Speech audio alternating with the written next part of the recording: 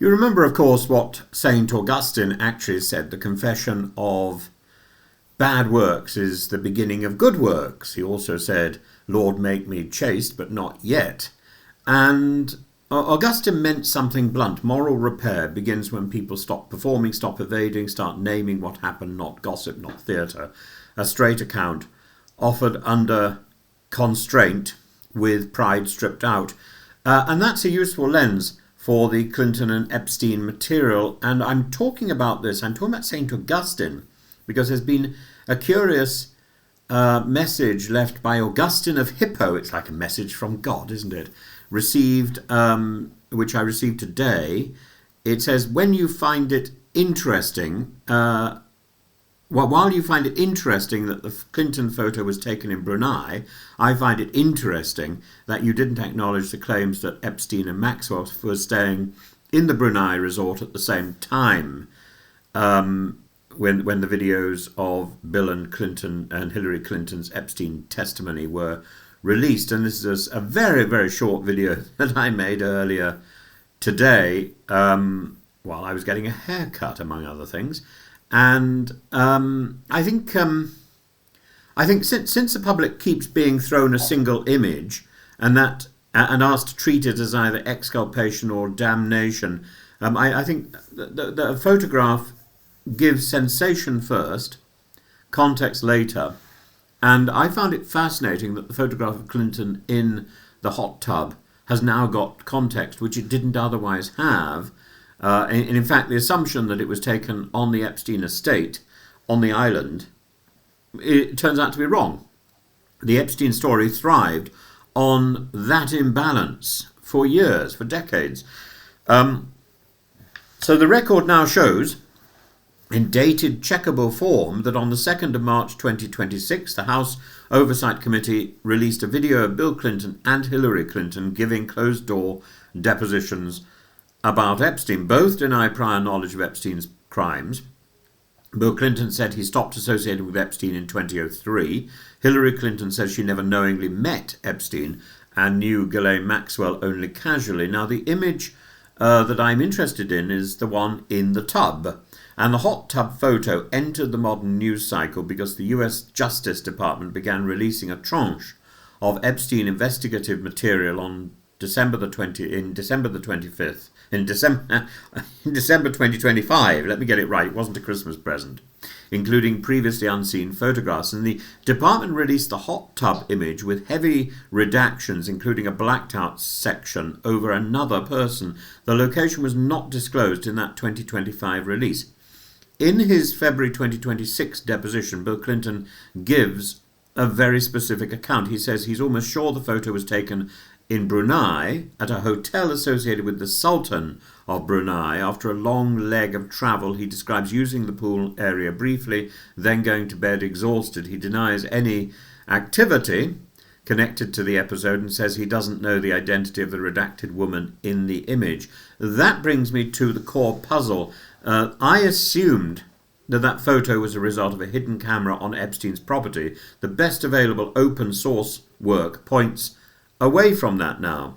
And Sky News data and forensic team says it verified multiple DOJ images from the 2002 Asia trip and located them on a timeline using thumbnails, enlarged images, flight logs and emails. It identifies pictures of Clinton and Epstein at the Emperor Suite at the Empire Hotel in Brunei in 2002. It also identifies an image of Clinton and Maxwell swimming in the Emperor Suite pool area at the same hotel. So on the narrow question of whether Epstein and Maxwell were present at the Brunei resort, there is now stronger public evidence that there was than there was a week ago, and at least some images of Epstein, Maxwell and Clinton in Brunei at the Empire Hotel exist, and so do do so in a setting consistent with an upscale hotel suite environment, not a private island compound. That doesn't solve the hot tub photo, but it changes the priors. If investigators have multiple images from the same location and trip, including shots that look posed or at least knowingly taken, the hidden camera theory becomes less plausible, less persuasive than a simpler account. Someone in the travelling party, or someone close enough to the party to take pictures without objection, took them. Epstein's circle documented itself obsessively. It is quite an extraordinary fact, this, and it seems becoming more and more a part of this revelation, not unlike Nixon recording everything in the White House. That habit served power. It also served leverage. Now look at the intimacy point, since I think it's right to flag that. A hot tub is an intimate setting. Even when clothed, even in a hotel, the optics are awful for a former president. And the point stands that even if there is no criminal act that occurred, Epstein traded in compromised situations, and the photograph was knowingly taken because it was open to interpretation. Not every compromising situation was criminal, yet many were designed to erode judgment and boundaries. That is part of how everybody knew and nobody knew. That's how those two statements can live side by side. So I hope my instinct about intimacy is sound, even if the hidden camera assumption is not. But the photograph is evidence not so much of Clinton's misbehaviour as of a routine that seems to be embedded in the Epstein lifestyle. First is evidence of proximity and access. It shows a former president socialising in leisure settings on a trip provided by Epstein. Clinton concedes key parts of that, including flights on Epstein's plane and being around him on Foundation travel. Second, it is weak evidence of coercion or clandestine surveillance by itself, without metadata, without a known photographer, without the surrounding sequence of shots. The image does not prove it was taken secretly. DOJ redactions also block basic identification, including the other person. Third, it is strong evidence of Epstein's method, which mixed philanthropy, prestige travel, luxury hospitality, and social lubricants. Those ingredients create plausible deniability. They also create fertile ground for exploitation. Now, to the comment that I quoted at the beginning, alleging that people were staying in the Brunei resort at the same time, on timing, Sky News explicitly describes the May 2002 Asia trip and places Clinton, Epstein and Maxwell in Bangkok on the 25th of May 2002, then shows them in Brunei in the Emperor Suite at the Empire Hotel. So there is a coherent public narrative, a rapid Asia itinerary on Epstein's plane, followed by leisure time at the Empire Hotel in Brunei with images taken there. That still leaves two important uncertainties, and Augustine, the saint, would insist we hold them. One, where the Clintons' account is complete, 5 minutes is the language of minimization, people reach for it under scrutiny, it doesn't make it false, it signals self-protection.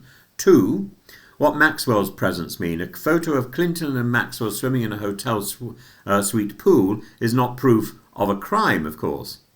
And we don't have that photograph. What we have is a photograph of Clinton in a hot tub.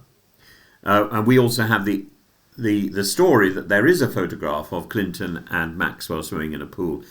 It is proof of social closeness with a later convicted trafficker and the kind of access that Maxwell cultivated. A final Augustinian note: confession is not a press release. It is not "I did nothing wrong," repeated until everyone is bored. Augustine's point is moral realism, the first step in truthfulness about choices, about vanity, about the desire to be flattered by proximity to money and jets and emperor's suites, is to admit that this is the case. But, of course, it's a two-way streak, and I'm sure Epstein was as flattered to have Clinton in his company as Clinton found it convenient to have a jet at his disposal before his foundation was up and running or up and flying. The public deserves clean facts, named plainly. The victims deserve more than celebrity trench warfare. The only serious outcome is daylight on the networks that enabled Epstein, including who travelled, who funded, who introduced, and we know who introduced, a fellow from Yale who's now resigned from his position in Yale because of the Epstein links. He thought that Epstein was somebody that Clinton would find interesting. Clinton says that he didn't actually. That he didn't find Epstein interesting. That he thought that their interests did not align. Who vouched? Who looked away? Who actively procured? And on the narrow question that I was asked, the best public evidence now points to the Brunei luxury hotel setting, specifically the Empire Hotel's Emperor Suite, not a hidden camera on Epstein's private property, which is what I'd assumed. Epstein and Maxwell being in the same Brunei setting is consistent with verified images reported by Sky News. Presumably they had their own apartments. I have no idea about that. But it all seems, as I said earlier, very interesting. Very interesting.